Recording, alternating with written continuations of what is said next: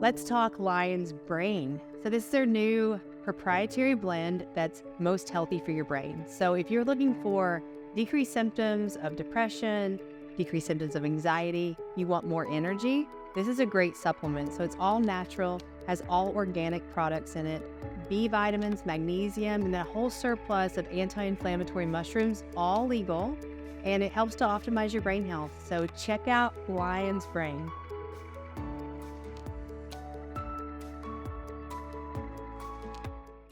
Hey, this is Katie Walker with Rethink with Revitalist on how we are changing the narrative of mental health. I'm excited to let you know that we are now doing something called 22 Raw, to where we sit down with veterans. We have 22 real-time conversations, raw video, raw verbiage, talking about real-time issues that veterans need to hear. So I hope you enjoy listening to all of these amazing leaders being vulnerable in this space, helping to make the change that's needed. Thanks for watching.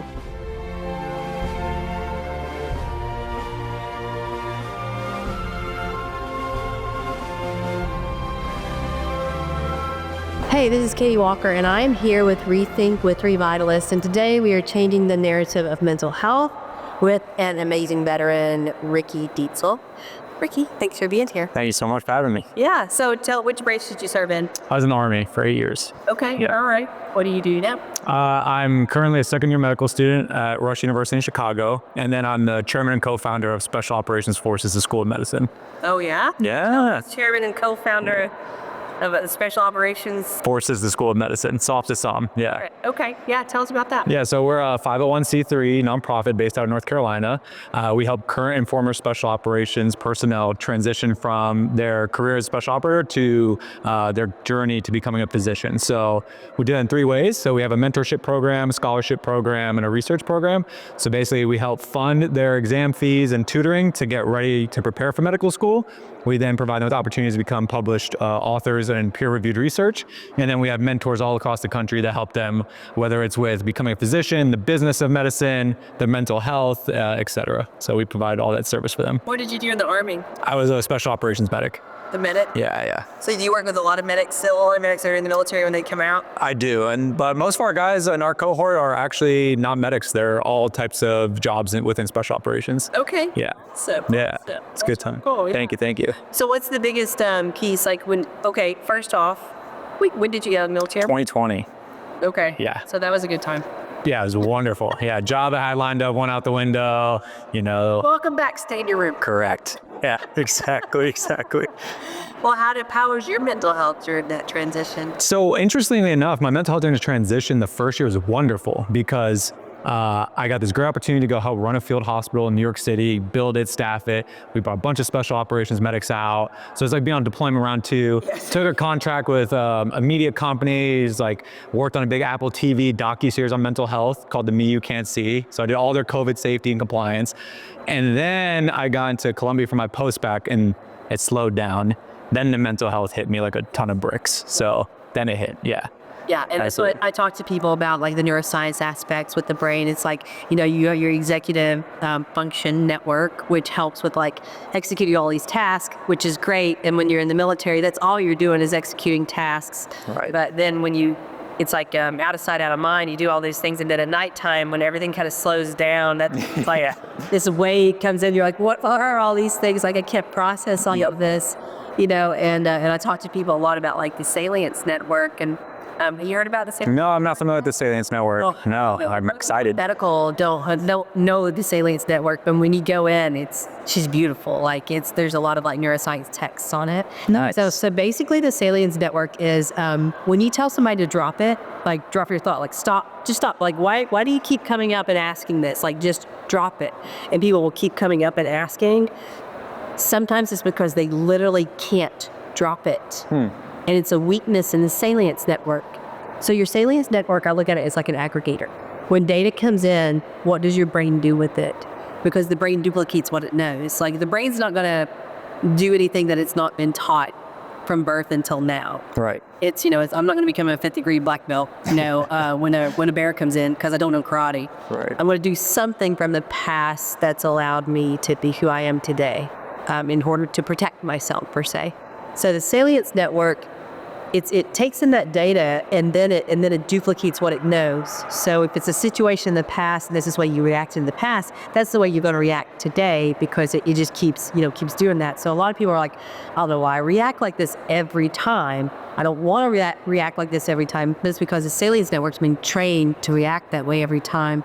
So, in the field that I'm in, which is with ketamine and psychedelics, like our goal with these medications are that we try to auto-regulate to where when the sensory input comes in, how do we auto-regulate that output instead of either screaming or not hearing it at all. Right, absolutely. Like extremes, yes, those two things. But yeah, I mean, like, so with the special forces piece and then with the medical, why did you create your nonprofit? Yeah, great question. So created the nonprofit because we had this like group chat going of just like 5 of us trying to get in medical school. We realized that there wasn't a lot of resources out there for one, transition to medical school from the military, and then specifically in the special operations community. So special operations community, we're trained to be quiet professionals. We're always kind of feeling the way that, no matter what we do, somebody else has had it harder, or there's been a crazier mission, or there's a bigger mass casualty event that someone's worked on, or, and the list goes on. And the other part of is our careers are highly classified.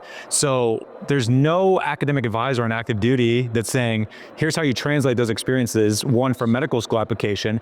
And a medical school application is inherently not about being humble. It's about telling everything that you've done and how amazing you were and how you've saved the whole country on your one mission trip you've been on, and the list goes on. But Yeah, because you're possible. right, and then so our folks see that and they shies away because one, they're extremely humble. They're humble professionals, quiet professionals, and they're these leaders that their whole career has been uplifting others around them and not themselves. So now it comes on an application that's deeply personal and individual, and they don't know how to get that out of them and onto that application. So the big breakthrough happened with one of my co-founders. I spent 3 hours on a Zoom with him, and he told me about all these deployments he had, and I went, wait, you were in this location during that year? I know about what you did. Where is that on your application? Oh, I don't want to sell my buddies out that were there, like, bad events happen. And it was almost like a 3-hour therapy session. He talked about things he had never talked about with anybody for a long time. So he accomplished getting his application fully filled out, felt confident in what he's going to put forward for medical school, and he was able to get a bunch of stuff off his chest. And then the light bulb went off, and I said, okay, we can get guys into medical school. That's probably not the hard piece. These are highly achieving individuals. They're probably going to get into medical school. They got the drive to do it, but they need the community because they're going from a tight-knit community to nothing, and they need the help and support of other people. So that's what we're trying to create. We're creating this really beautiful environment where they can still be around people that really love and trust them. They can be themselves, but also have this progression to this new professional field they haven't been in before. Yeah.